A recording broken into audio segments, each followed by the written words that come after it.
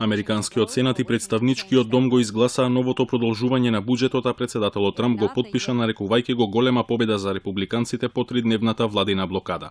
Демократите попуштија, рече председателот Трамп, потпишувајќи го законот за кој демократите прифатија да го поддржат откако добија гаранции дека пред усвојувањето на буџетот ќе се постигне договор за нелегалните доселеници. Pleased to see Senator Schumer accept the deal that President Trump put on the table from the very beginning, which was to responsibly fund the government and debate immigration as a separate issue.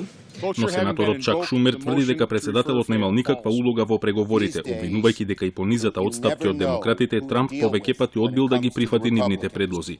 Големиот постигнувач на договори стоеше на страна во преговорите, рече Шумер.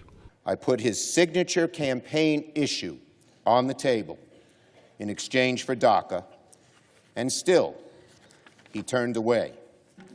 President Trump's unwillingness to compromise caused the Trump shutdown and brought us to this moment.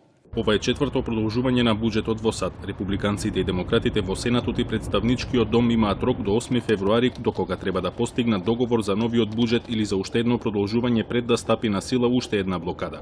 Гласањето за ново продолжување ќе биде неизбежно по повеќе месечните преговори за нов буџет кој не дадоа значителен резултат. We made no substantive progress, not one inch, on the serious bipartisan negotiations that will take to solve issues such as immigration and border security, healthcare, defense spending, and many other matters.